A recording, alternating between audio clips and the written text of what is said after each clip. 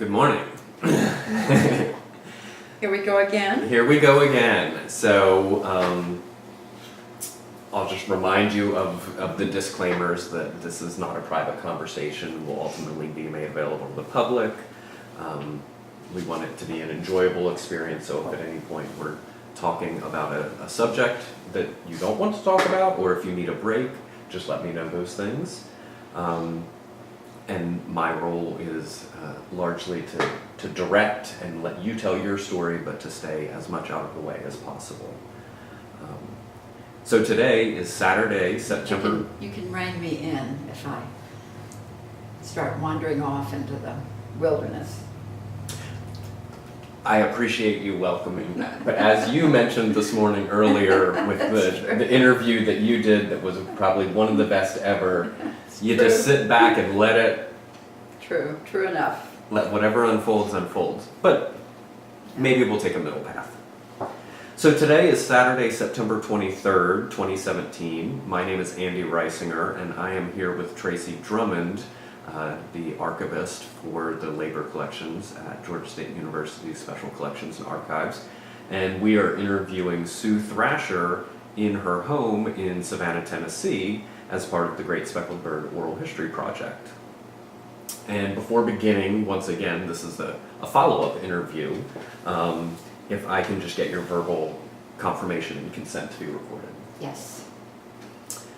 So the last time we talked, we covered a lot of your background growing up here in Savannah, Tennessee, and your family's origins, education, your political coming of age, work in the civil rights movement, work with SOC, SNCC,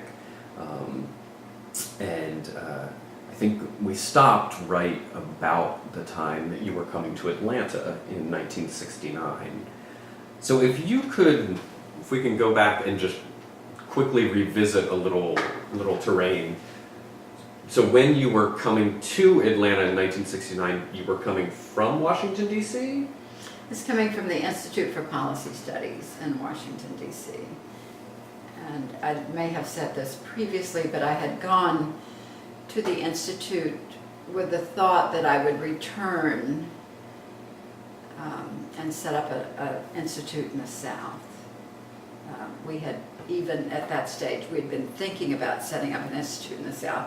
And I went to the Institute as a student because they had a student program then. And I was actually, and I'm sure this is in the last interview, but I'd actually been accepted at the New School for Social Research in New York City and was on my way there and never made it. I stomped off in DC and stayed because I really liked the atmosphere and what I was getting at IPS.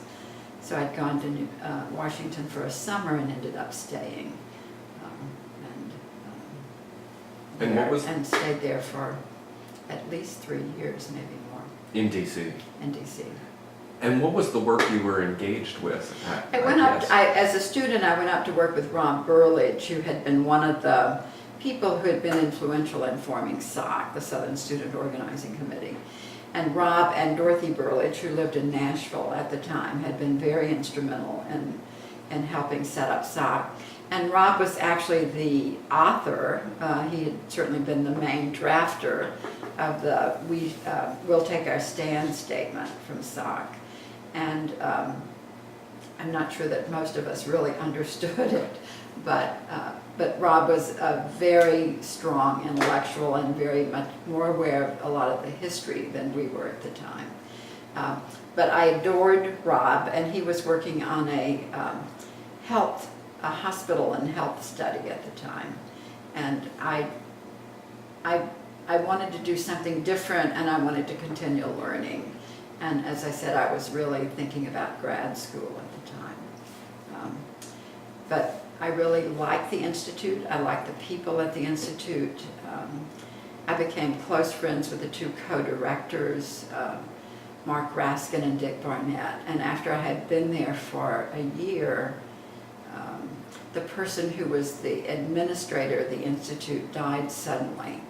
And Mark and Dick asked me to stay and become they created a new position called the Administrative Fellow and gave me permission to both be the administrator of the Institute and to begin planning for the Southern Institute as a part of my job. So that's what I did. And I think I did that for another, I'm very bad about dates, but I think I did that for another 2 or 3 years before coming back south. And you stated that when you went to the Institute for Policy Studies, or very soon thereafter, that you already had in your mind, you said we already had the idea of creating an Institute for Southern Studies or something along those lines. Who did that we include? The we was Julian Bond, who at the time I left was still the communications director of SNCC, and Howard Romaine.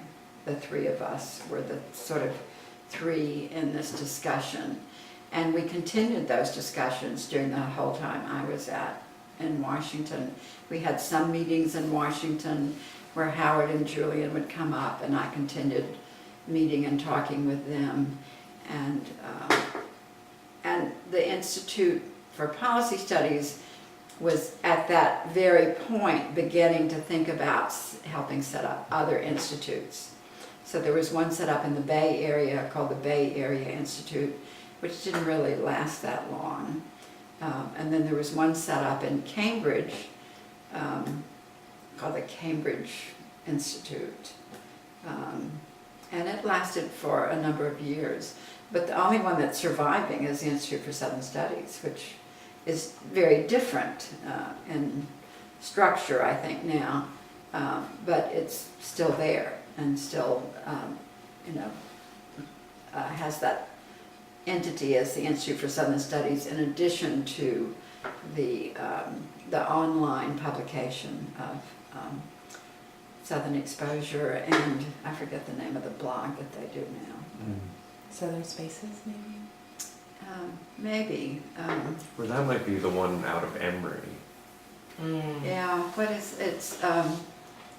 it'll come to me, hopefully. Mm-hmm. And so as the administrative fellow, Uh-huh. what did the administrative, My I job- imagine that was a lot of what you My were job paid was to for. run the place, Yeah. and I did, I started to say I had no experience, I think this is important, because the fact is that anybody who worked in the civil rights movement, and anybody who worked in any of the early nonprofit organizations gained on-the-ground experience.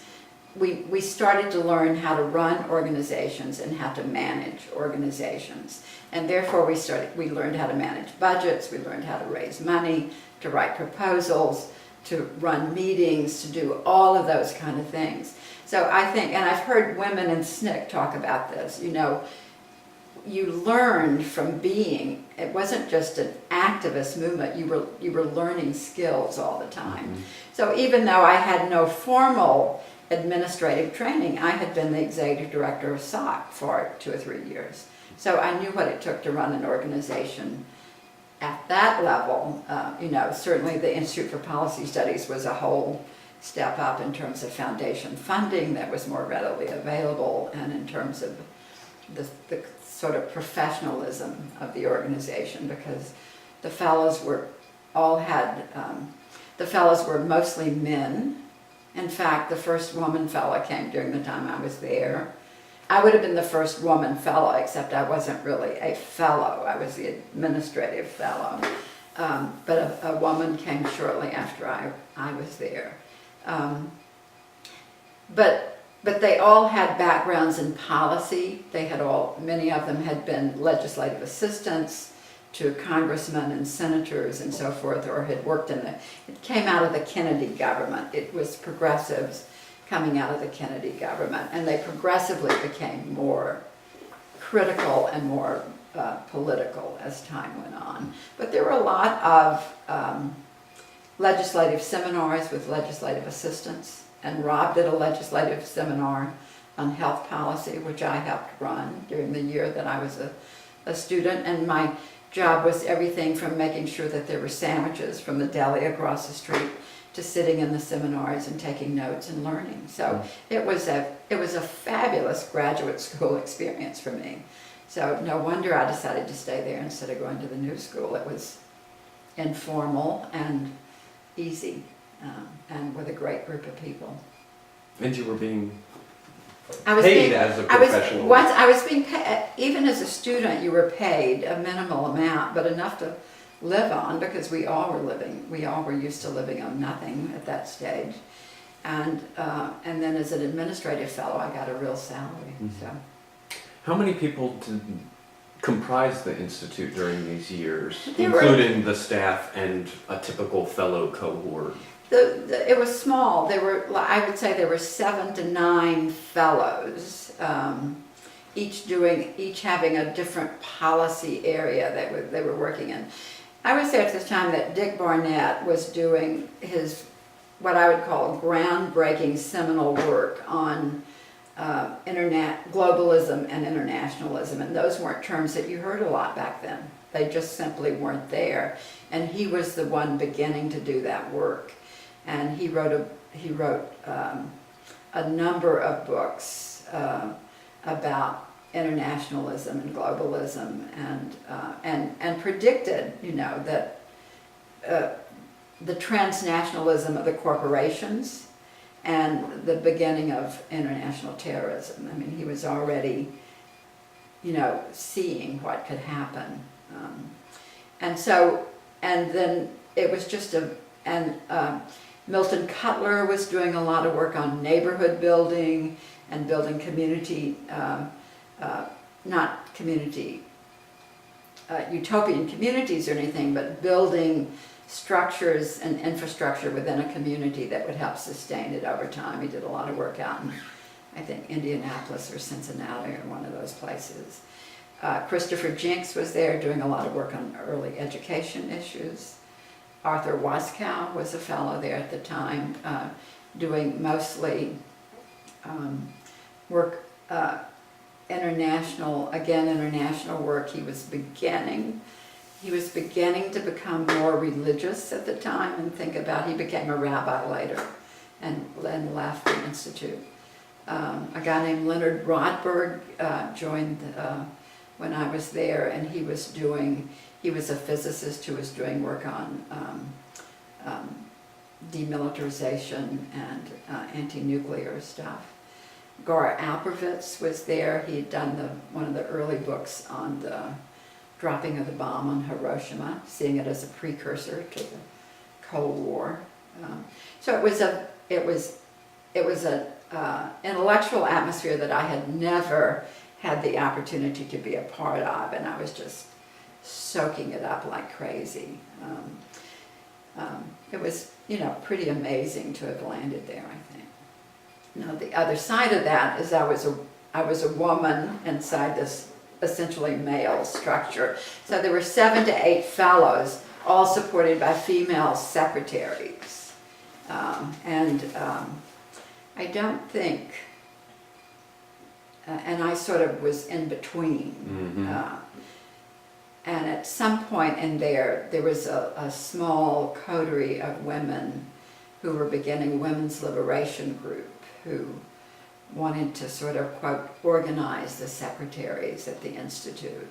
And that became a very difficult thing, because it was upper middle class women who weren't working, essentially, trying to organize or trying to talk to women who were, it was not a good idea. And it was one of those early learnings of the women's movement about how to organize women into women's liberation.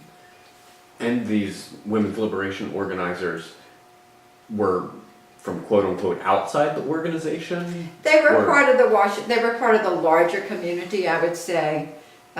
People that I knew certainly were friends of mine, but they weren't working as secretaries at the Institute by any stretch. I mean, they tended to be more highly educated, more free in terms of what they did with their lives and so forth. They did not have a 9-to-5 job. And so the staff organization of the Institute was sort of the two directors, co-directors. Two co-directors and the fellows. There may well have been a board, but I think it was run by the two co-directors and the fellows. There were certainly, I'm saying there may well have been a board, and I should remember this, but I don't remember it exactly, because there were certain funders who gave, one of whom was, I think James Warburg was one of the initial funders, because he was a good friend of Mark Raskin.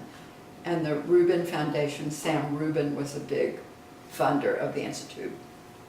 And his daughter continued to fund the Institute over the years, Cora Weiss, who was married to Peter Weiss, and Peter was very close to the Institute. So it had a coterie of supporters who were very friendly and would help raise the funds for it. And then there was your position, and then the secretaries? Yeah, essentially. It was a small place. Yeah. Yeah. And about how many secretaries? Would each fellow have their own secretary or Not share? always, some shared. Yeah. I would say there were maybe 5 to 6 secretaries.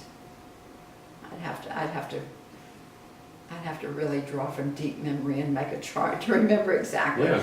But about 5 to 6 and 8, anywhere from 7 to 10 fellows Mhm. in any given year.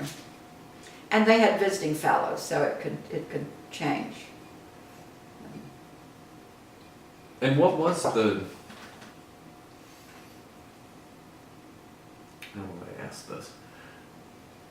What sort of place in the organization did the secretaries have? Like, you mentioned that you were sort of in between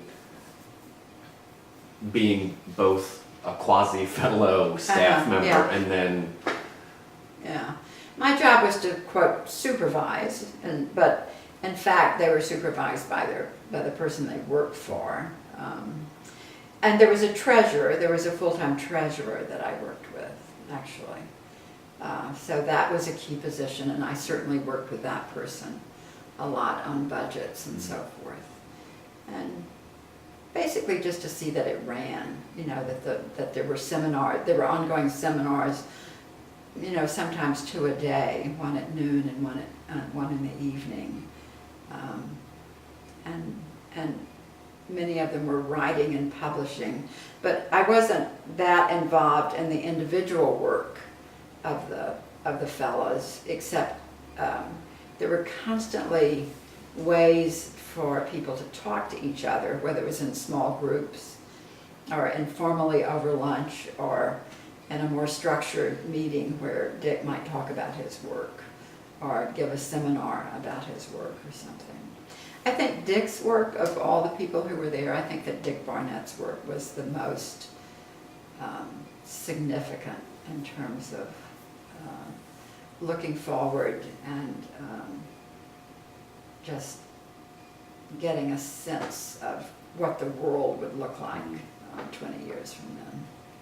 Which is not to say that the work that Rob did on health, that ended up in an organization called the Health Policy Advisory Council. He moved on up to New York, and that was became a lasting and good institution that did have a big, huge impact on health policy. So there were, I think, a lot of very good things came out of there. And what we were trying to figure out is how, in our discussions, Howard and Julian and I, we weren't going to replicate that.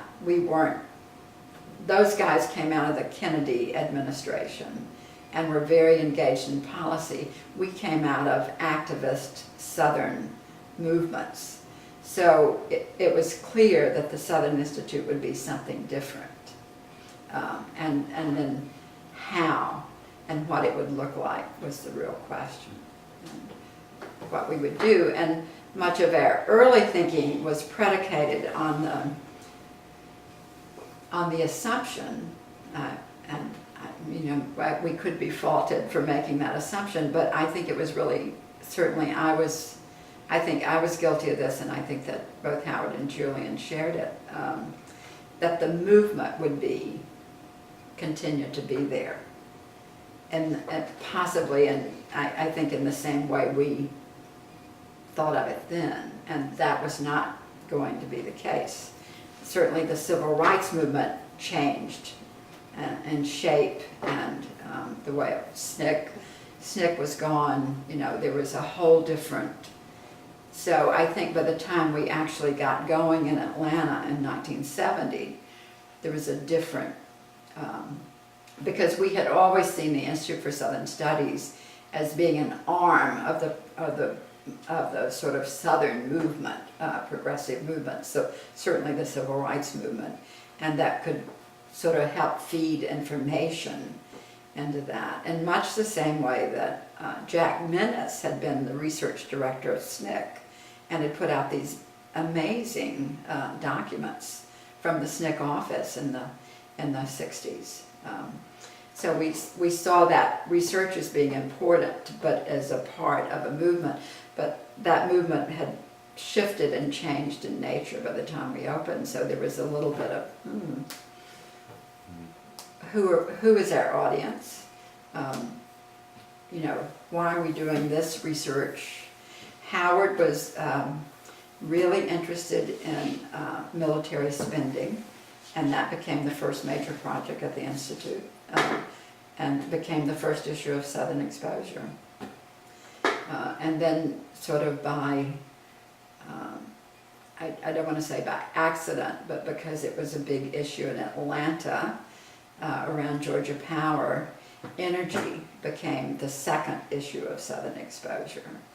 And then by that time, Leah and I had gotten involved along with Jackie Hall. Leah Wise. Leah Wise and Jacqueline Hall had gotten interested in doing oral history. So the third issue of Southern Exposure was the No More Moaning issue on Southern history. So those three issues were sort of, and they all came out within a year, or roughly a year, as Bob Hall said during that time. At some point we started out doing volume 1, number 1, and fall 1969 or so, or 1970, and eventually Bob said, we're going to take the dates off because we'll never make it really, and we weren't always on schedule with it because there were three of us essentially, and it was we were working around the clock to put those things out. And we had lots of help, like Stephanie Coffin, who had learned how to do graphics work on the Bird. She I'm pretty sure that Stephanie laid out all of those issues of Southern Exposure. I know she certainly did the No More Moaning one. So we had help from friends who gave time and volunteered time, and maybe we paid them a little here and there, but I doubt that we paid them actually. But we had people who helped get it out. To loop back, and then we'll come back to Atlanta. I wanted to follow up again on the secretaries at the Institute. Yeah. Out of curiosity, like, did they tend to have a political orientation? No, or not interested. No. Well, I think there were two things. I think it would be wrong to say they didn't have a political orientation. I think they did not have the same political orientation.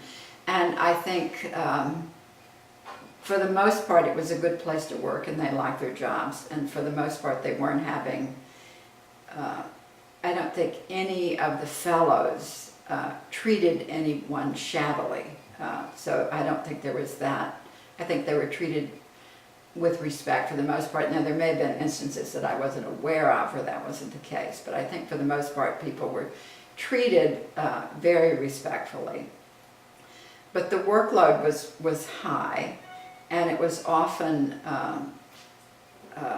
sort of an intense environment because of deadlines having to be met, writing, personalities, etc. So it could get hairy, but I think for the most part it was I think it paid probably better than most places in DC at the time. So it wasn't a difficult place to work. But there was, I want to say there was a class difference between the women who were involved, and it was early days of the women's movement. We're talking early 1970s. So I think there was a definite class difference, for want of a better term, although I don't think that quite gets at it really. But just, there was privilege. There was more privilege on the part of the women who weren't working a 9-to-5 position than there were on the people who were more involved politically and had other options in terms of, even if the people who were not working 9-to-5 may have lived on less money, there was still privilege, and mostly white privilege. And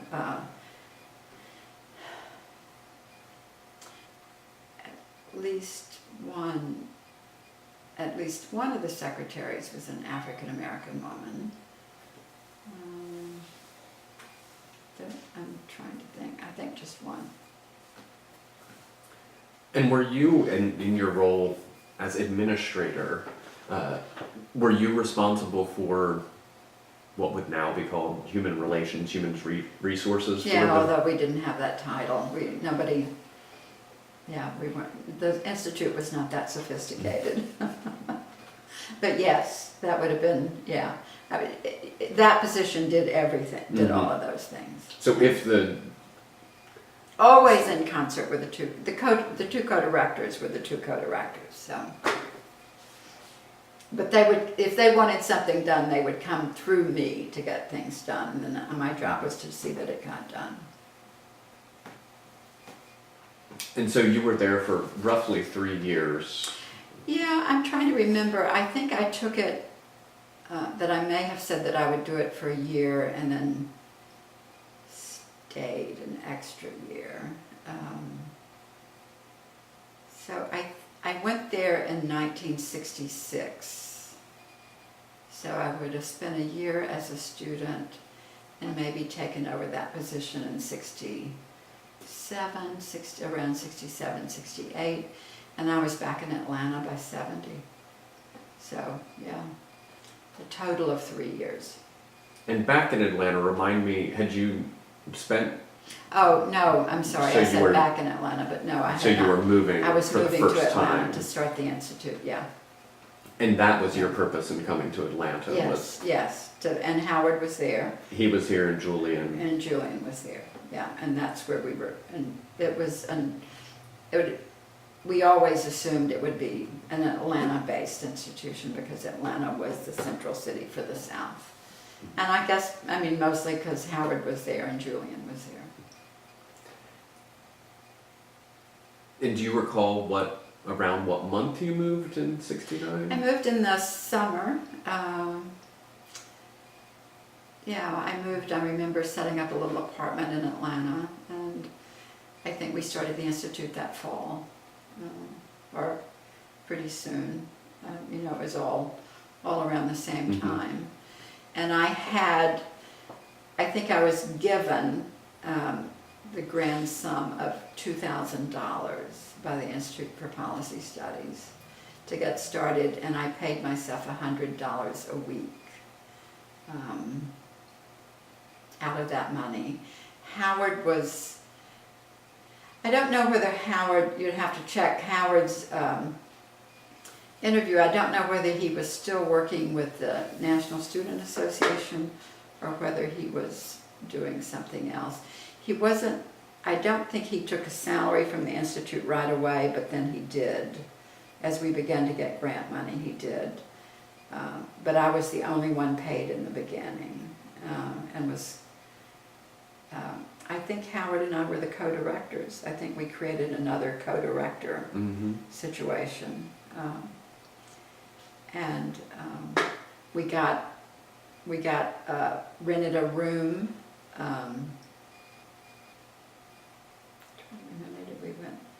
We rented a room, I think, at 88 Walton Street, which was the one over the the theater, the Pornographic Theater. We called it the Pornographic Theater. It was a gay theater. Who knows what it was really, how it would have been described in later times. But it was painted bright lilac. And there were men coming into the theater who would try to leave the theater without being seen, and would very often get lost in the stairway in the back, and we would hear knocking on the back door of men who had gone out of the back, what they thought was the back door of the theater, and then were locked in to a stairwell in the back. And so there would be a little knocking on our door, and we'd let people, they could come through and get out.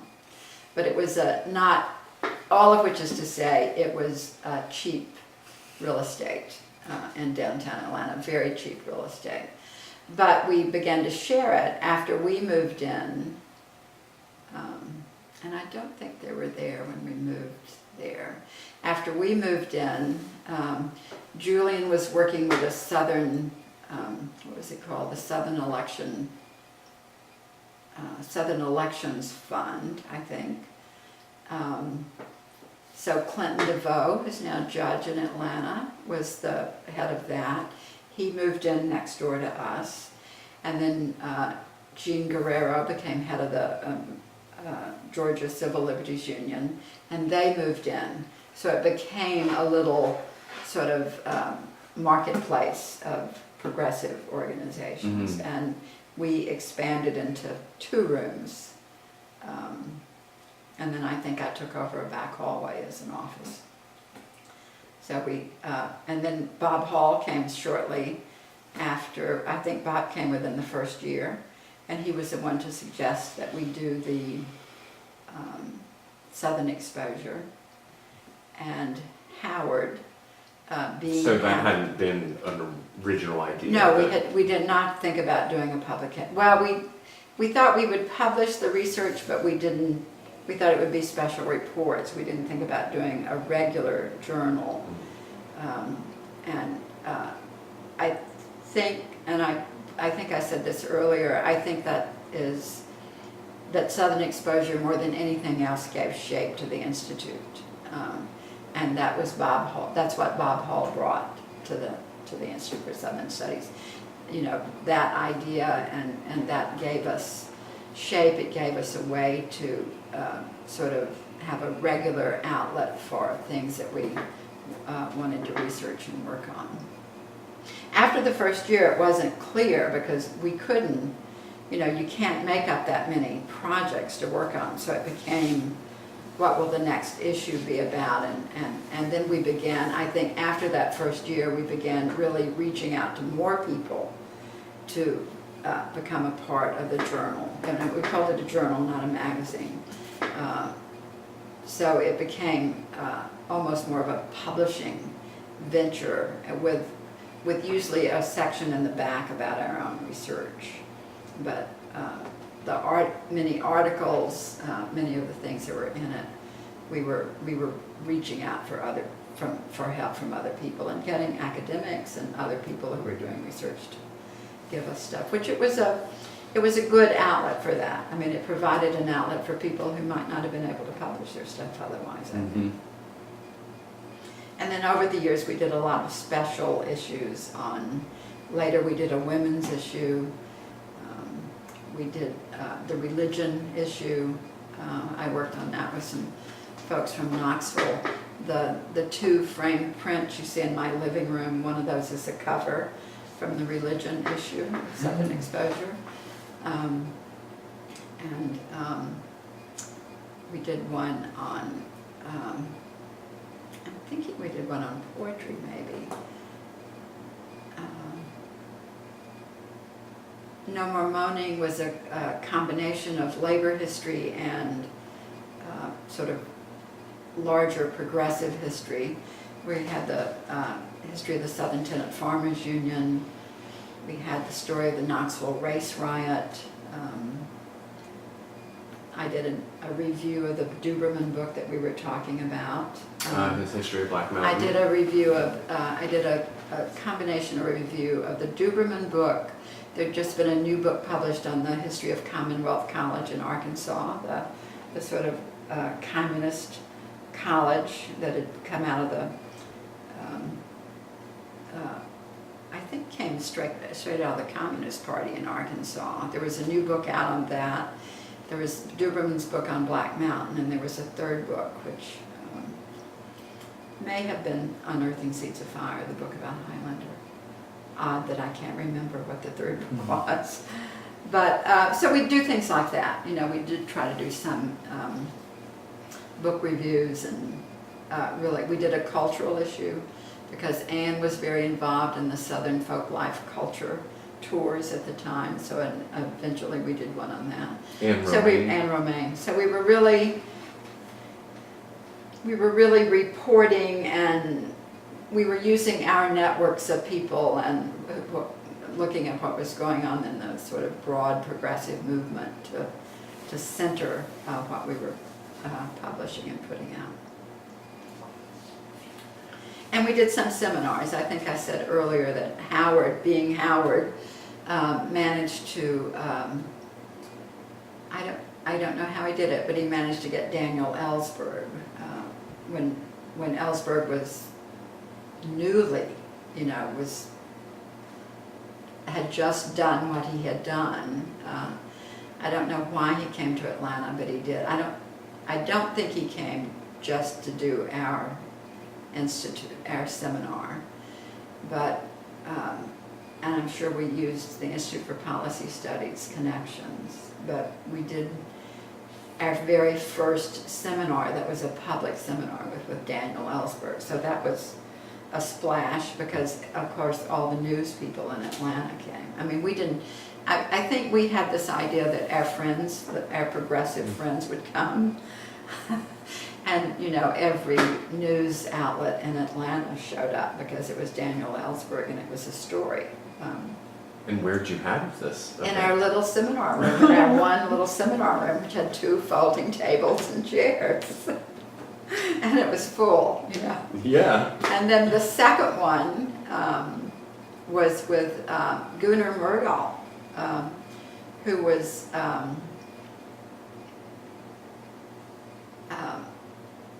visiting the Southern Regional Council. And again, I think Howard,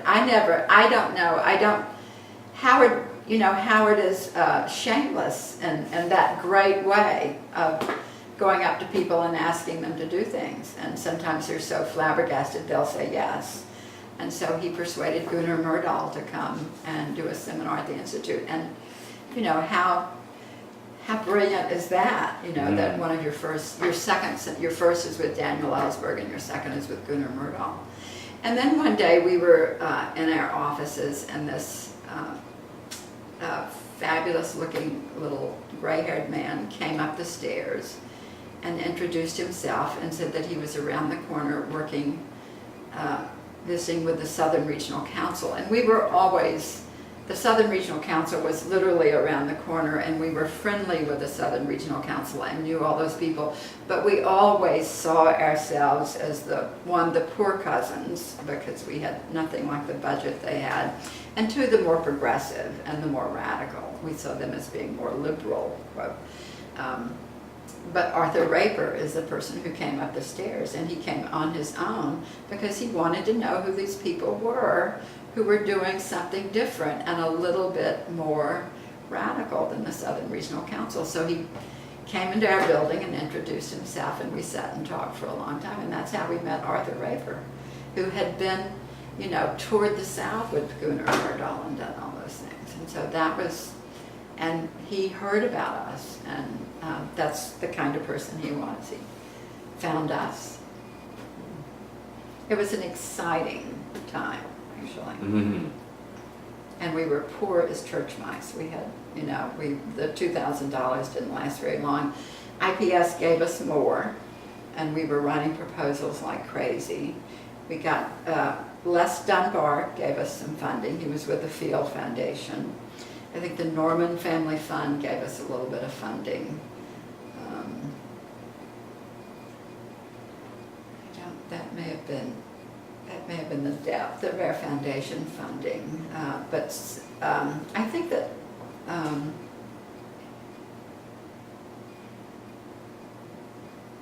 Les was already with the Field Foundation at the time, so he would have been the one who'd given us money from the Field Foundation. And I don't remember who was at the Norman Family Fund, but they were good at giving money to progressive causes.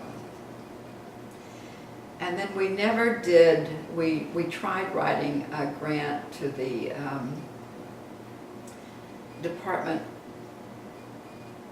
I believe it was the Department of Education. We tried writing a federal grant for funding for the Oral History Project, and we never got a federal grant. We did not know how to write federal grants at the time, and so we were totally dependent on private foundation money and any kind. And then, you know, some independent contributions from people, which were usually quite small, but they did. Anything helped, and we did have a mailing list and would regularly write and ask people for money, just like all organizations did. But somehow or other, we had, Bob was on staff, Howard was on staff, I was on staff. Chip Hughes came and joined us. Chip is now in North Carolina. He went to North Carolina with Bob and ended up getting a degree in public health. And but Chip came, and Bob, Chip just published a letter on Facebook, Bob's letter to him saying, come and join us, but we may not be able to pay you. But Chip came and did some of the early work, I think, on either the energy things or environmental things. Environmentalism was another, it's probably a special issue. And Cliff Kuhn showed up at some point when he came to Atlanta and started doing, and he may have come because he had connections with Bob or something, I'm not sure, but anyway, he appeared and he started doing some volunteer work. So we, you know, people were, you know, it wasn't just paid staff who were contributing and working. It was people showing up and making big time contributions, I would say. Leah joined, Leah Wise joined, and that was a huge, and actually I'm sure now when I'm talking about funding that we had also asked Stanley Wise, who at that point was working with the Cummings Engine Foundation, for money, and that he had probably given us a lot of money.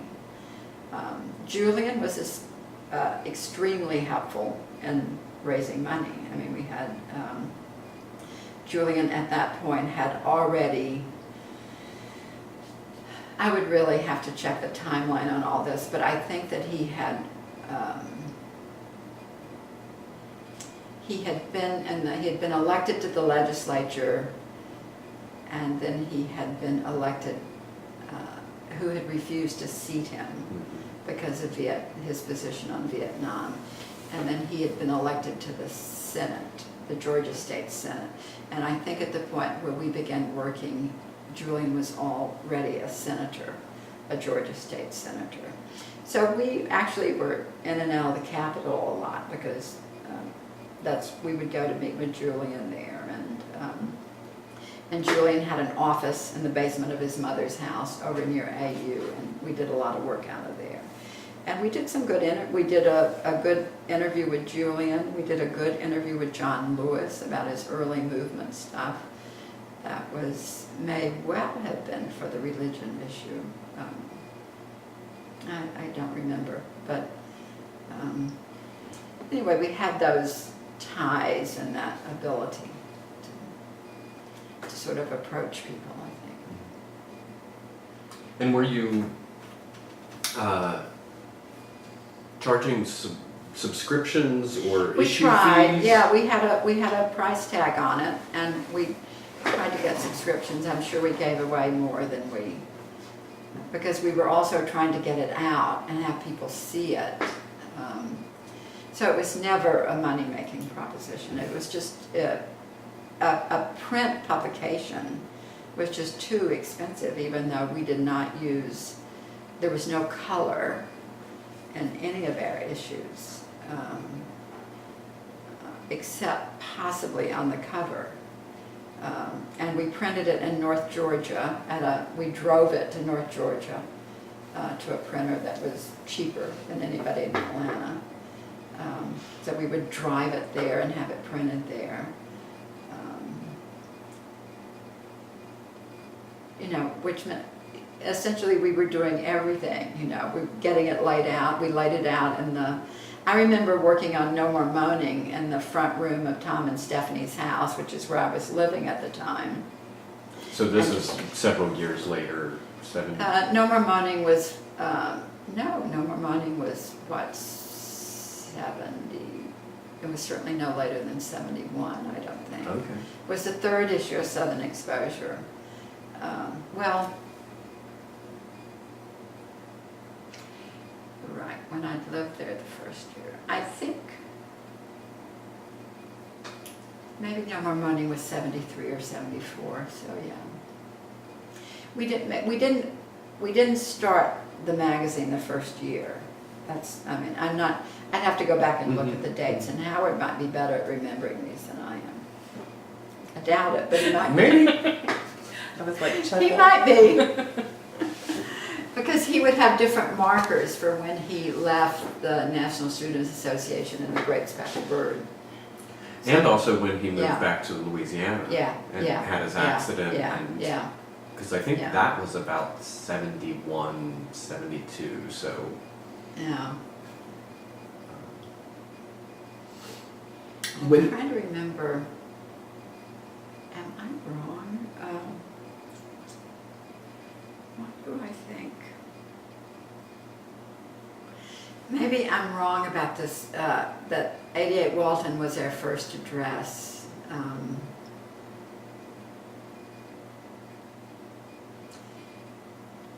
I really should remember this, and I'm not. I'm having a flashback to being down the hall from the American Civil Liberties Union, which was in another building, and that we may have had one room in that building before we found 88 Walton. But I know that Ellsberg and Murdahl were all at 88 Walton, but we may have had another one-room office for a while that was close, because I remember Reber Bolt would drop into our office a lot. But this is all downtown. It's all downtown Atlanta and all close. Is this the Fairly Poplar district? Yeah. I think we were on the corner of, Walton Street, and maybe Poplar was the name of that street. I'm not sure. They built a building while we were there, which I used to love watching them build, and that building was torn down. It's already been torn down and something else put in its place. I mean, that's Of how course. that's how fast and crazily Atlanta's growing. And we were about 2-3 blocks from the bus station, the downtown Greyhound bus station, I think, which is long gone from Atlanta, I think. We still have a bus station. it might have moved. It's Yeah. on the south of Decatur Street.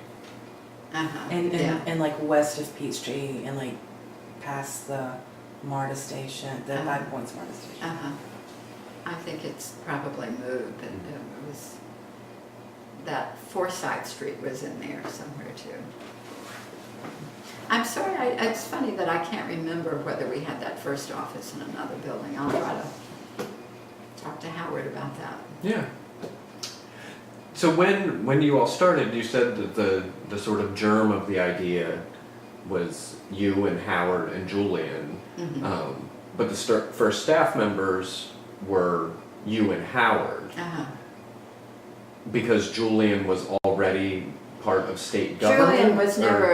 Julian was never intended to be a staff member, and because I think he knew we would never be able to pay him, but he was already a senator at that point, or certainly he was an elected official at that point. And I'm trying to think of the name of the Southern Elections Fund, I think was the name of the organization.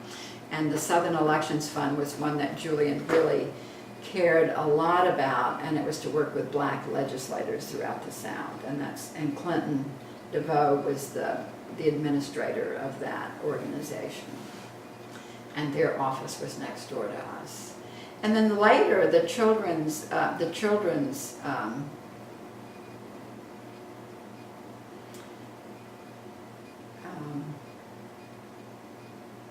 what's Marion Wright Edelman's organization?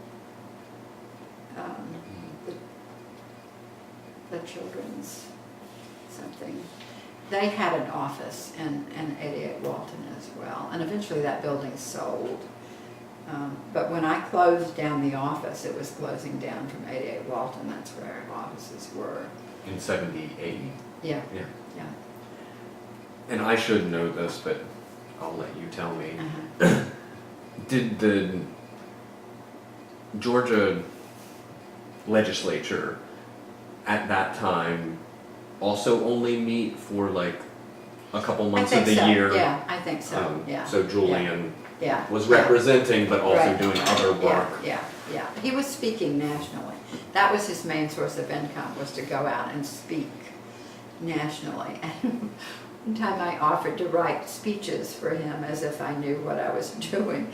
And I wrote a speech that attacked politicians. And he said, "This will never work because I'm a politician. I can't." I was never asked to help him again. Did not work. But that's what he was doing. He was on a regular speaking circuit and spoke in a lot of colleges and stuff. And you mentioned that Bob Hall joined you all pretty early. Yeah, I'm thinking first year, but surely not, because I'm realizing now there is more time between the beginning and the No More Moaning issue of Southern Exposure. So. And where did Bob come from? Was he already in Atlanta, or? He came from New York City, and Jacqueline Hall was beginning to do her research on the Jesse Daniel Ames and the anti-lynching campaign. So she got a position at, I believe she actually had a position at the Southern Regional Council to organize the Ames records or something. So she was doing the research for her dissertation, but she had some connection, some official connection to SRC. So they moved there because of Jackie's research. And Bob got in touch with Howard because they had gone to college together at what's now, Rhodes College in Memphis. I think then it may have had a different name then. Southwestern? Southwestern, yeah. Jackie and Howard and Bob and Hortense Spillers had all gone to that school. Okay. Yeah, which is how Howard met Hortense and reconnected with her years later. And that Jackie and Bob Knew each other from then. Yeah. Yeah. And came from the South. Yeah. Jackie is originally from Oklahoma, but where did Bob grow up? I can't remember. I don't remember that. So he joined you all and really came with the idea. Bob was very much into investigative research. He had been a part of a group in New York that was doing investigative research about South Africa and all sorts of things. So he was sort of a hard researcher, and I think he brought research skills that none of us really had. And he wanted to do, hard research, and as did Howard, and as did I, but I was more interested in the softer research like oral histories. So it was, but we combined it all together. Would you Which say? isn't to say that we all didn't do I did some, I think that first issue when we were doing, I would take a state and try to figure out what military contracts they had, for example, because we did a profile of each southern state and how much money was coming in, what part of the budget of that state depended on military funding from the feds. And it was high for all southern states at that point because Richard Russell was in Georgia and Strom Thurmond was in South Carolina. I mean, all the big military guys in the Congress and in the Senate were Southerners, and they were getting, the South was a militarized zone and where many of the bases were and so forth. Yeah, so a huge part of the, and it was, and I don't know that we got into it at the time. I don't know that we were sophisticated. I think we probably were, to look at the sort of impact that a base might have on the community in terms of the schools and all of that, those kind of things. Yeah, quite convincing argument Yeah. was emerging at the time Yeah. that Yeah. it was But such it wasn't federal like mandate. it wasn't like that. I think the problem for us is that there wasn't an audience out there clamoring for that information and organizing around the budgets. That just wasn't there. So we were doing something that we thought was critical, but it wasn't like it fed into a movement in the way that we had originally envisioned what we were going to be doing. I mean, we decided it was important and we did it, but it wasn't, it was a shifting away from that original notion that you did research that fed into an ongoing movement and that could be used in organizing. It may have been used to a limited extent, but there certainly wasn't a mass movement out there of people clamoring for information about the budgets and impact of the federal military budget and spending. Were you aware at the time, and if so, how did you feel about interpretate and assimilate the information? This argument from many Southern historians that World War II and federal investment in the South was a watershed moment in Southern history in bringing the South sort of quote unquote up to national standards, and the South is being invested in, and so education and just simple things like hookworms and plague outbreaks and these sort of things, that the federal investment that largely came through military funding changed the culture and standard of living in the South in such a way, and how you square that with... I don't think I was aware of it in exactly the way you framed it, which seems more like an academic frame. And I don't mean that, but in terms of World War II. That's where I came. Yeah, in terms of World War II. But I was aware of it in terms of, I was more aware of it in terms of making connections with the 1930s and FDR and the sort of progressive things that came out of the New Deal, which is another piece of that coin in some ways. Absolutely, and I mischaracterized So it was just World War II. Things like the TVA, even the Myrdal study,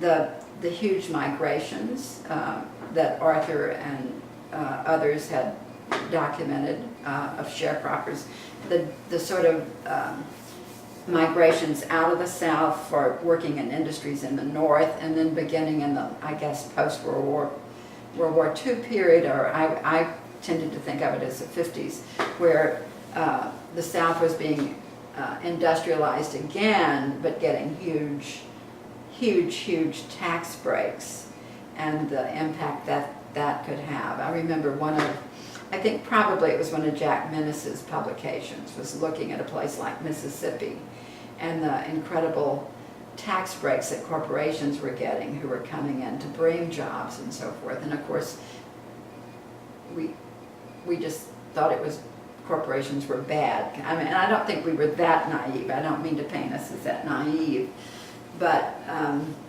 it was true that corporations were getting huge tax breaks to set up industries around the South, and you could see that industrialization of the South happening,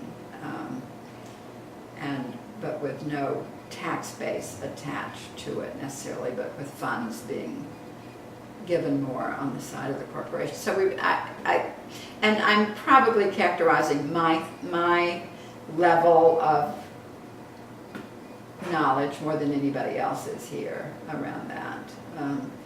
But it certainly we were aware of that. But I think I tended, perhaps it's because I was so drawn to the 1930s and that time frame that that's where I sort of focused more energies and attention on more than the post-World War II era. And in the interviews, you know, FDR and the New Deal would always crop up in the interviews we were doing, even with the auto workers in Atlanta. You know, when FDR had said, if I were a working man, I would join a union. So that was very present in a lot of the things we were hearing. Yeah, no. Yeah, absolutely. The Depression, 1930s, in concert with the mobilization for war effort and all the changes wrought by both of those things.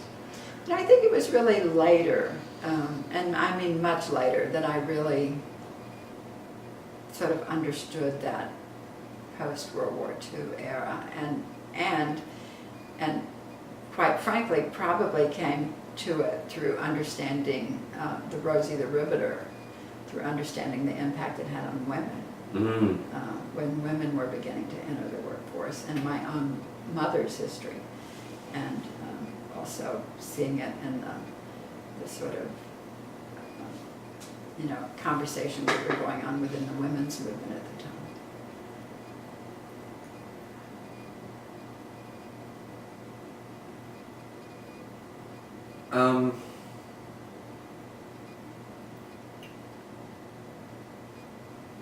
I guess I'll go here, talking about interviewing. How did you come into oral history and begin doing that? What sort of, did you learn about this from somebody else and you were just handed a recorder and you went out? Did you do a little training? But no training, and essentially, I think the person who had tweaked, you know, a person who sort of could always take me down a notch or two was Ann Braden. And Ann had said to me, you guys think you are the first people doing this stuff. You think you're the first people, especially you think you are the first white people who have tried to make alliances with the black community and support civil rights issues. And you don't know your history. You do not understand the history of progressive movements in the 1930s and the early history. And Ann, of course, worked with the Southern Conference Educational Fund, which was the successor of the Southern Conference for Human Welfare, which had been the main organization that had done that in the 1930s. And when I think when she first said that to me, I didn't think twice about it, but it began to dawn on me that I actually didn't know anything about history, and I didn't think it was in the books. I mean, I really didn't think, and I don't think it was then. I mean, I would need to go back and look to see if that was an assertion, or I was just not knowledgeable enough, but it certainly hadn't been in my history books and in the history that I was taught. There was absolutely nothing about interracial movements in the South in the 1930s, and the early labor history at that point. So, and there may have been stuff about the strikes, like in Gastonia, and the big things, but certainly nothing about the Atlanta sit-down strike. So it became clear to me that if you wanted to find that, you needed to go find it and do it. And so we started, Jackie and Leah and I started talking about, I may have started thinking about it, and then Jackie came, and then anyway, we started talking about it and decided that we would start doing some interviewing, and we, as I said, we could never get funding for that, but we did it anyway. We sort of, I don't know, slept on people's couches or something, and managed to get money enough to do it.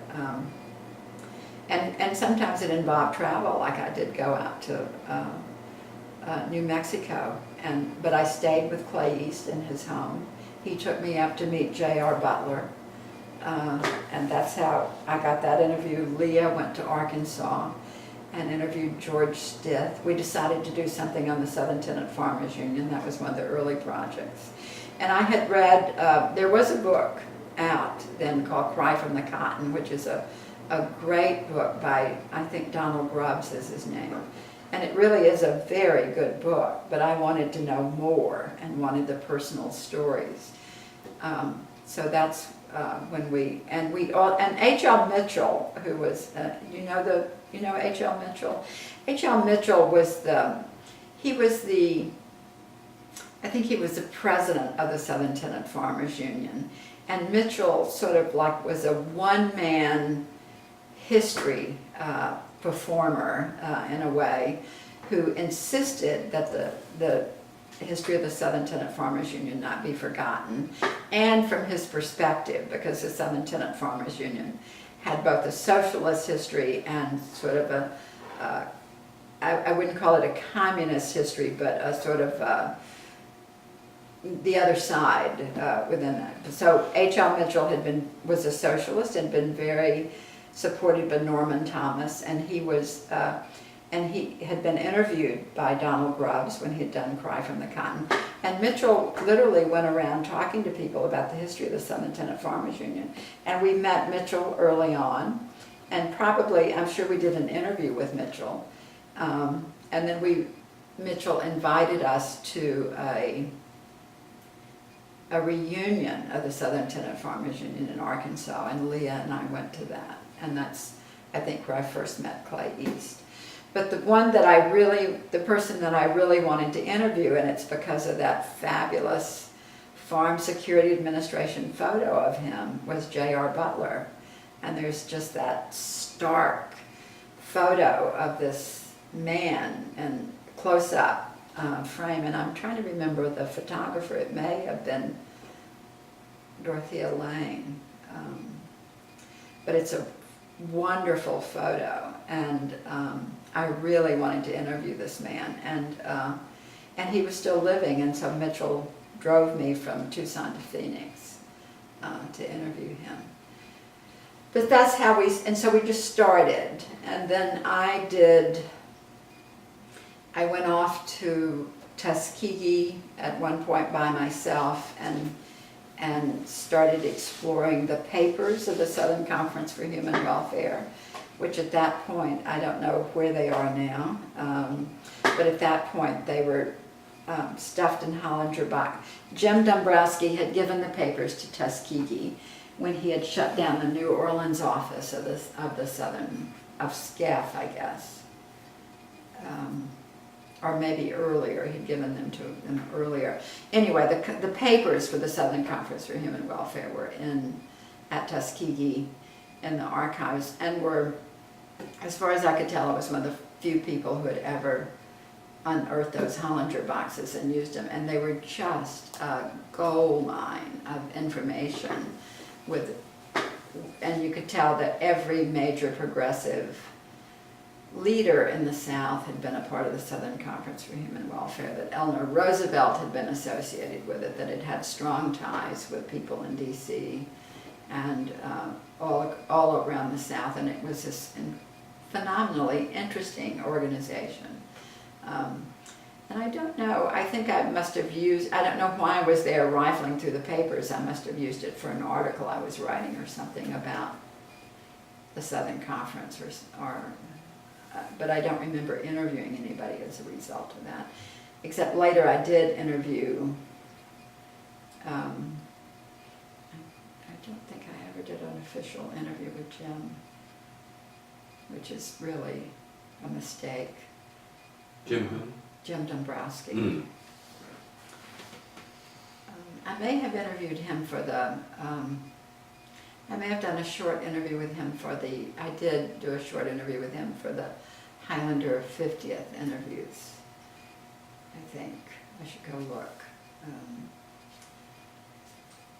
But it was just, I was getting into it essentially, and really interested in that history, so that's how it sort of, and then we just began to find people And did Jackie have formal training? Where was she She affiliated was at in grad Columbia. school? She was at So Columbia. they had the and oral she was- history program. I don't know that they had, I think, no, I don't think Jackie had quote formal, none of us had. The Oral History Association was just beginning with Willa, whatever her name Right. was. No, Willa Baum, I think her name was. Mhm. I think And we went to one of the early Oral History Association meetings in Asheville, and we couldn't afford to register or anything. So, and Ted Rosengarten, who had become a friend of ours at that point, was invited to be a speaker because his book had just come out. So we slept in Ted's room on the floor or something, and hung out at the Oral History Association, sort of on the fringes of it. But we were reading, we were trying to find. I was reading all the stuff that was out there, as was Jackie and Leah, and we were sort of trying to figure out this field and how to do the interviews and stuff. And I knew enough to get a good recorder. Mm. I mean, the one thing we did that was smart was buy a Uhr reel-to-reel tape recorder, which was, at the time, it was the top of the line, and it's what you did oral history with, and it's what the association recommended.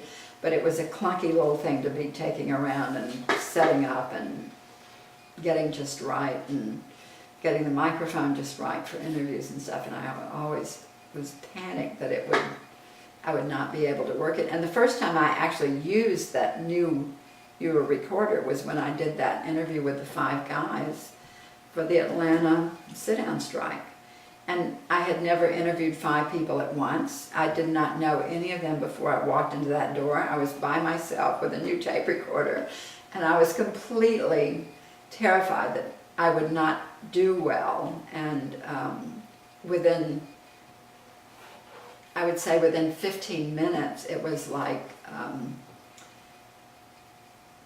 the guys had just taken over and were just, this incredible conversation was taking place, and it was a wonderful, wonderful interview.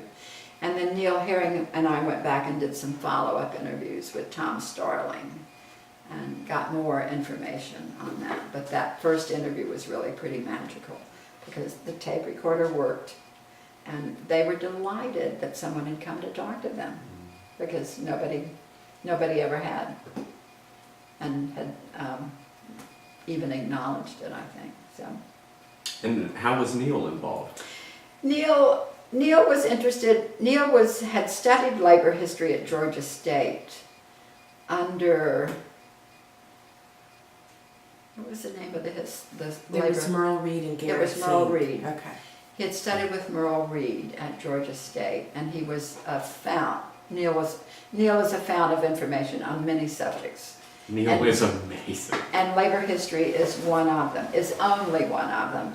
But Neil knew labor history, and I knew enough to take Neil with me to do this interview.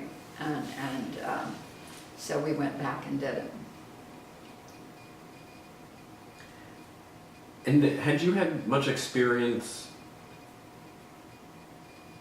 writing articles, publishing through? No, but I had a long-standing interest. I mean, my first, my idea of a career for myself was to be a church journalist, was to be a curriculum writer for the Methodist Church.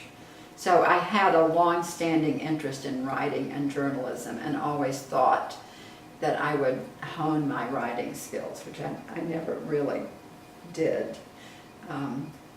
But I loved working with oral history interviews because of bringing the story out of the raw transcript stuff. I really loved doing that, and became over a period of time very conscious about the power of editing those raw transcripts, and tried to maintain a consciousness about that, because I think that when you tear into an oral history interview and edit the transcript into something that's readable, it becomes a very different document than the original spoken word. So I was always aware that it was a huge responsibility to do that.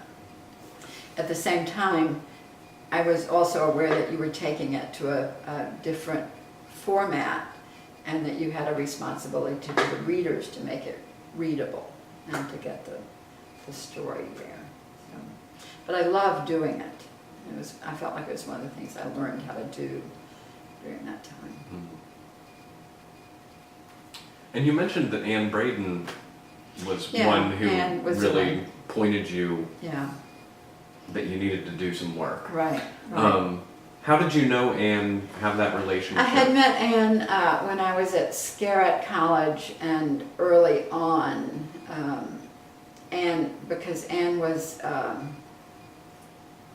friend of Alice Cobb's, who was a mentor of mine at Scarrett College and on the faculty at Scarrett. And Anne was also a very close friend of Ella Baker's, who was the person, advisor to SNCC. And the Southern Conference Educational Fund had been the ones to give money to SOC to start, to have its, I think they gave us $300, either to have our first conference or shortly after, and then SNCC matched, gave us another $300, and that was $600 that we started the organization on. So I met Anne early on, and Anne had asked me to write an article for the Southern Patriot about this growing movement of white campuses, of students on white campuses getting together to be involved in the civil rights movement. And so I wrote an early article for the Patriot, which of course then put me publicly in this, communist organization sphere of someone who was close to the Bradens. But Anne became because she was a journalist and a writer and a Southerner, she became a very important mentor to me. And I thought of her that way. I really learned a lot from her and had high respect for her. She was very important in terms of helping me give myself permission to continue doing the things that I'd started doing, because it was always,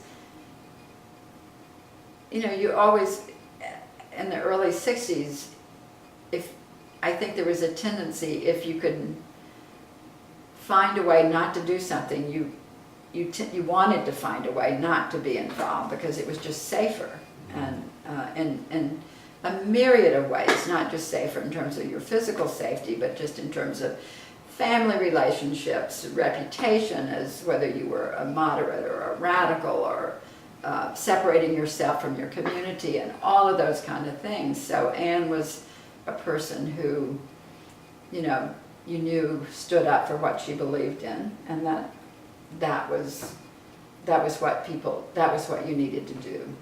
So she was a very important figure for me.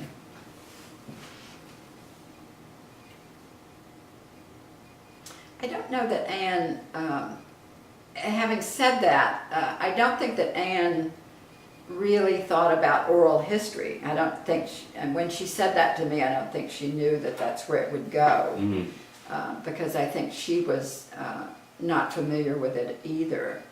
But later I did do an oral history with Anne for the 50th anniversary series for Highlander.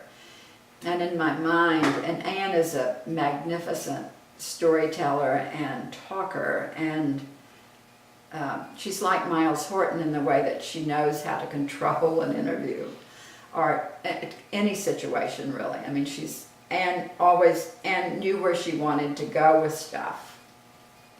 And so I thought, in my head, I was going up there and we were going to interview some that evening, and I thought 5 hours, which is a long time for an interview. I thought 5 hours. And we were paying for these transcripts, so I thought 5 hours. I can do this in 5 hours. Well, it was an 11-hour interview. But of course it was, it's pure gold as far as I'm concerned. No, and absolutely vital Yeah. that you And got then that. then I asked Anne if she would like to interview C.T. Vivian. And she was a good friend of C.T.'s, and she did interview C.T. Vivian. And that interview is 13 hours long, and fabulous, to have C.T. on tape for 13 hours. I mean, great. So she. It's probably like 1,000-page transcript. Oh, it is, I'm sure. Yeah, I can't If not remember. more, yeah. I'm trying to, I actually need to get permission to put both of those on the civil rights, the Veterans of the Civil Rights Movement website so that they can be available to people, so.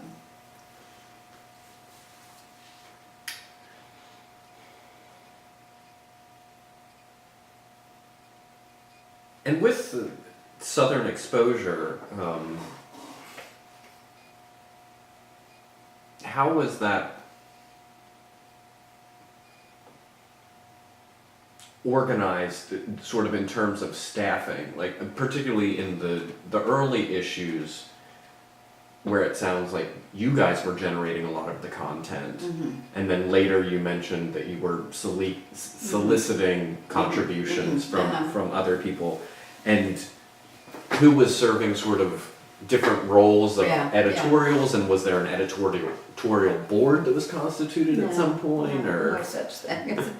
We actually, I take that back, we may well have had, the Institute had a board of directors, and which was, I have to say, for as young and naive as we were pretty smart at some things, and we knew we were a 501c3 organization and we got money from private foundations, so we had to have a board of directors, and we had to have a good lawyer on our side. And Jerry Cohen, who worked for one of the big law firms in Atlanta, Sutherland, Asbill, and Brennan, which was a big tax law firm, I think. But Jerry was progressive, and he agreed to be our lawyer early on, and he may have been the one who helped us get the 501c3. But Jerry was always on the board of the Institute. He stayed on the board, and it was a small board. Julian was the president of the board because Julian wasn't on staff, and then we were also on it. But I'd have to go back and look at one of the early issues of Southern Exposure or something to remind myself, but I know that Jerry was on it and Julian was president of the board for always. And we did have meetings. The board would meet, we'd have one meeting a year, an annual meeting of the board. But in terms of the way we organized ourselves I don't think we had an editorial board because we were doing, as an editorial board for the journal, may have developed later, but I don't remember that it did. But we would decide among ourselves who was going to be the editor of that issue. Like Leah and I were the co-editors of the third issue. I imagine that Howard and Bob were either editors or they edited the first issue, and maybe the energy issue. But pretty soon we began reaching out to guest editors. And I'd have to go back and look at the sequence to see how quickly that happened. But the one that we did on photography, for instance, I think that Carter Tomasi who was a photographer in Atlanta working with the Bird. That was actually Carter's idea, and he was a guest editor on that issue. And there were different guest editors as we went along. Later, by the time Southern Exposure, by the time the Institute part was set up in Chapel Hill and Durham area, there were many more people working on the magazine and the journal. So the staff, really ballooned at that point. So there were, I think, there must have been 5 or 6 people on staff at the Institute for Southern Studies and Southern Exposure, working out of Durham. During the year that I was there at Duke, there were, and sort of attached to that office, there were many more people than we'd ever had in Atlanta, I think. And it was, a popping kind of place by then. But, I think it was the necessity of reaching out beyond, and also of being embedded in a larger community, even though I said earlier there wasn't that organized movement, civil rights movement, that we had known when we envisioned the Institute. There was a broad progressive community that was a combination of the civil rights movement, the anti-war movement, the beginning of the environmental movement. So there were certainly friends and people who were doing a variety of things in many ways. I mean, like the whole, I think the arts were just beginning to, people were beginning to organize around arts and progressive movements at the time and so forth. So, what's it called? Southern Roots, the organization that was founded at Highlander sometime in the 70s, is still alive and well. But all of that was beginning to happen then. Because I think what was happening is that there wasn't that one identifiable mass movement, but people were finding ways to do political work. And we were a part of that stream where there were, you didn't have to look far for political issues to be involved in, but you didn't have that band of brothers, circle of trust that Jim Foreman talked about in terms of the tightness and the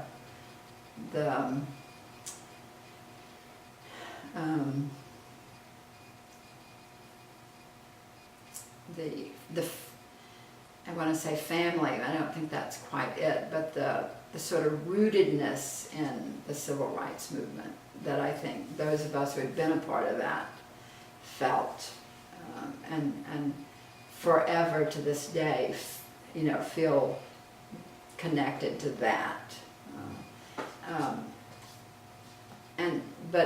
But there was this, bigger thing happening out there, which included the Great Speckled Bird, for sure, in Atlanta, and the kudzu in Mississippi, and the rag in Austin. Other papers, there was a paper in Savannah. That was pretty early in the early 70s.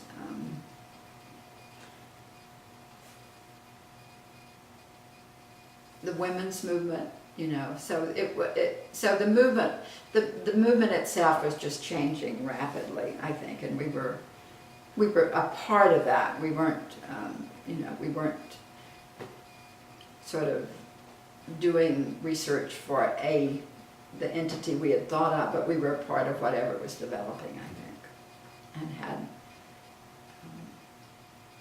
access and could work with people in that way.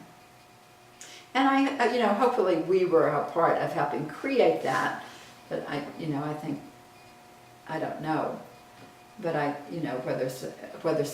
what role Southern Exposure played in that, and what role the Institute played in that, but that was our intent, was to support and help that happen. Did you have much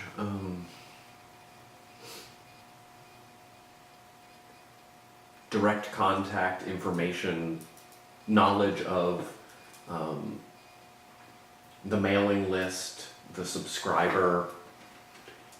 For Southern Exposure? Yeah, and who was the audience that you ultimately ended up? We did, because reaching? because if we got a subscriber, we had to type their name into something, and we did.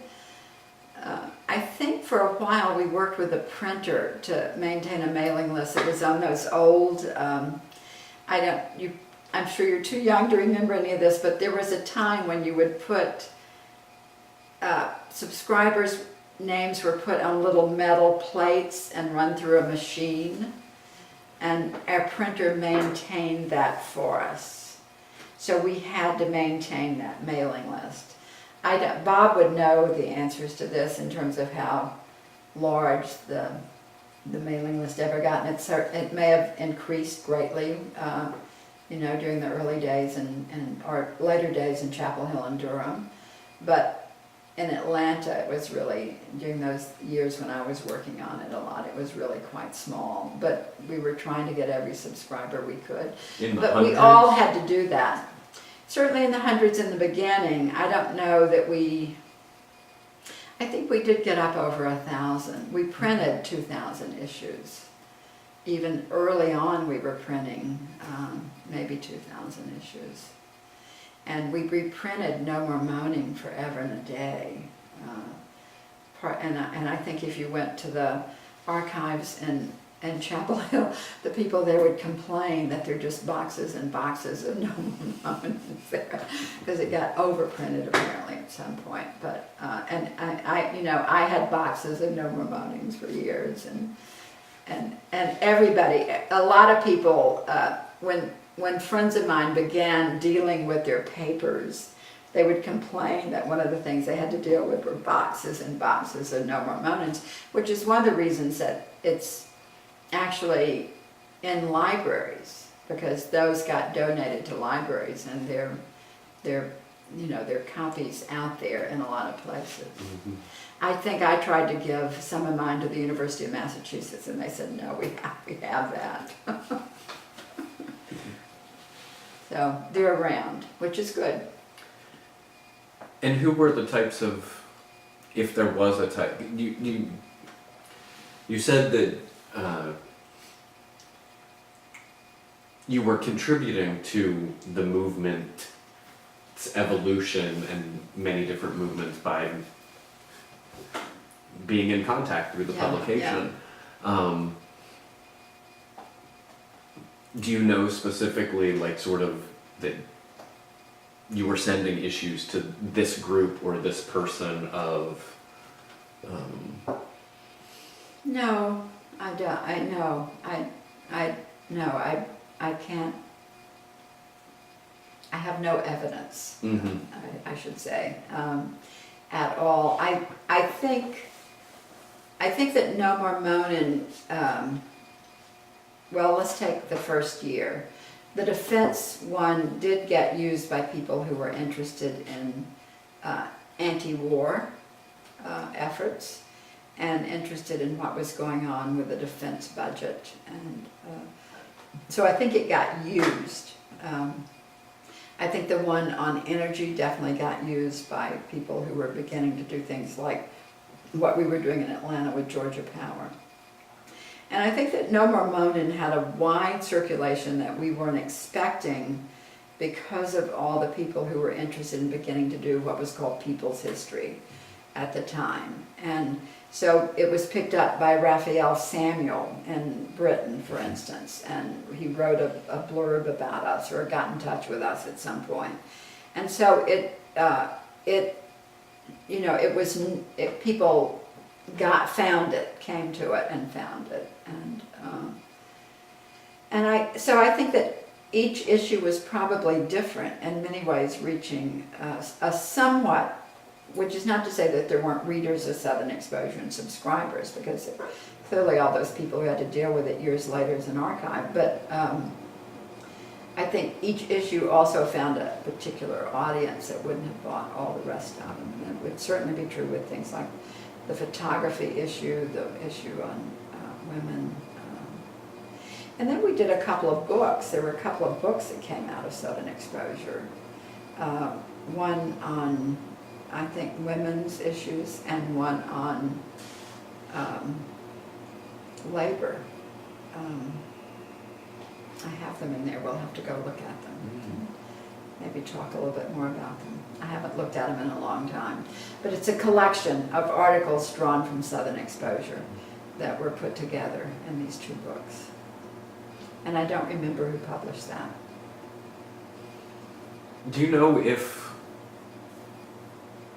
you distributed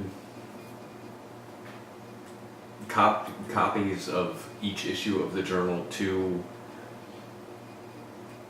any bookstores or organizations that they could sell sort of piecemeal? I think we tried that, yes. Mm-hmm. I think we tried everything we could.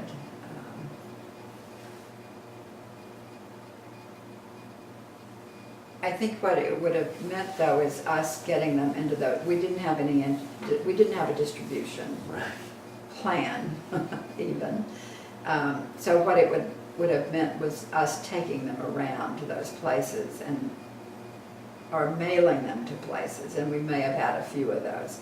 We didn't have a lot, but I think we did have some that would put it in their bookstores. And Bob was very good at hustling Southern Exposure. and helping get it out and doing things like that, making sure it got put in bookstores and taking it to conferences and things like that. I mean, we did a lot of that. We peddled it because we were trying to get it out.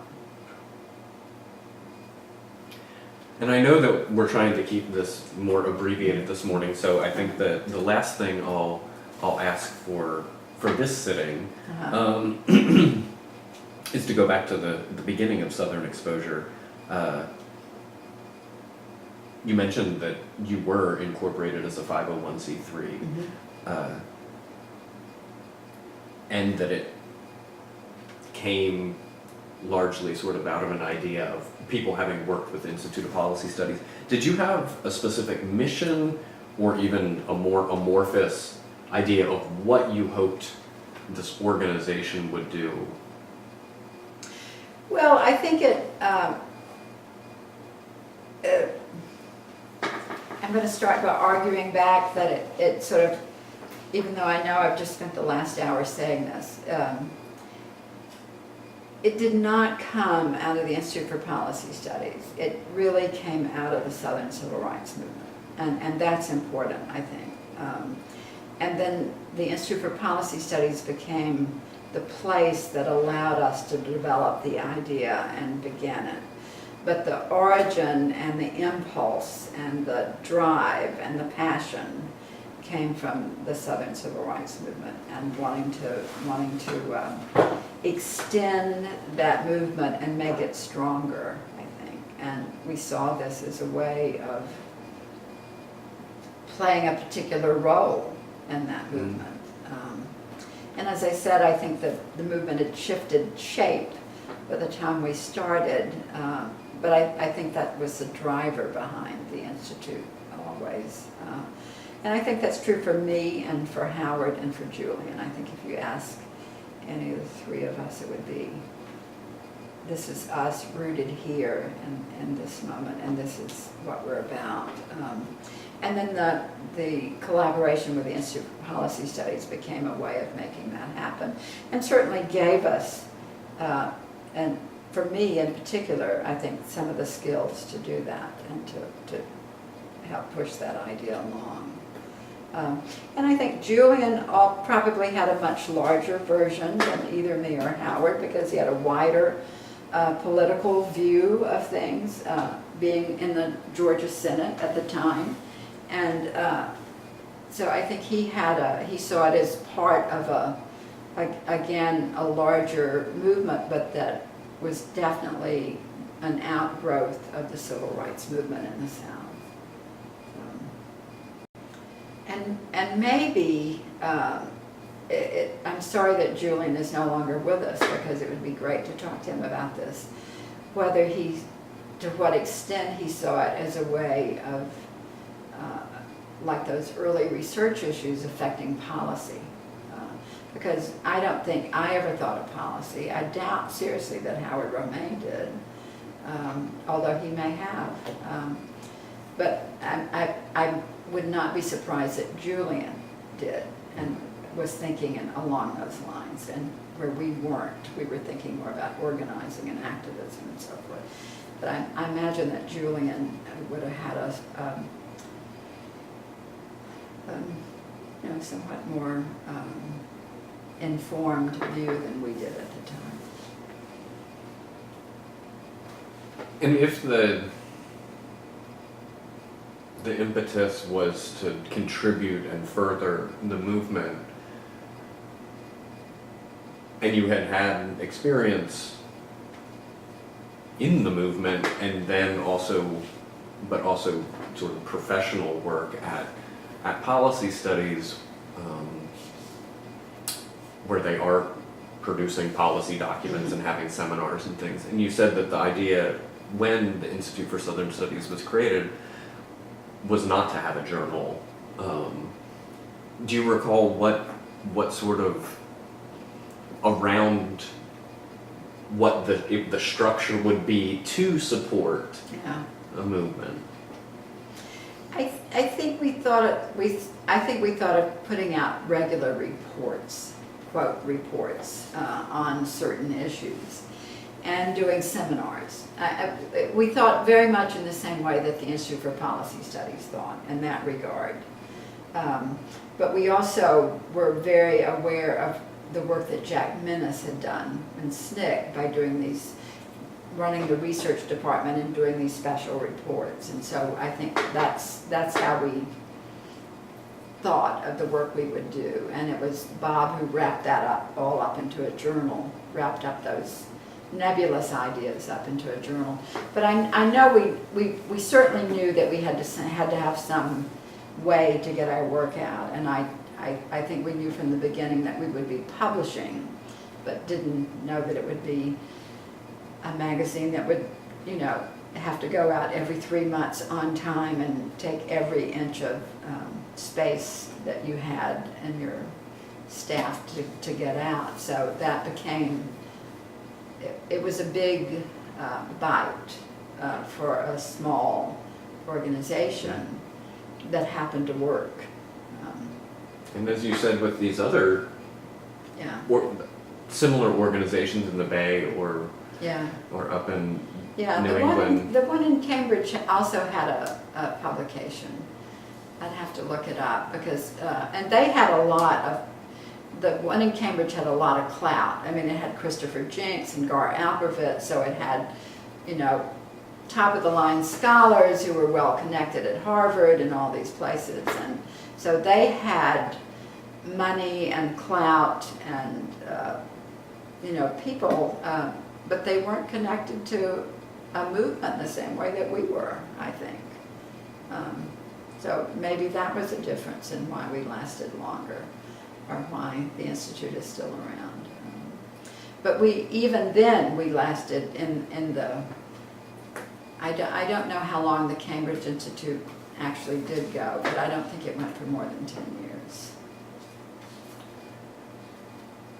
And the last follow-up on that is, so you were operating with a very small staff and a board that it seems like some people were playing pretty active roles. Did you also at all replicate or ever think about replicating the idea of the fellows program that they had at the DC?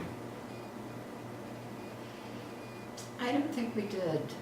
It's a very good question, and I'm trying to think of why we would not have, but I don't think we did. I think we saw it from the beginning as being a staff-driven organization.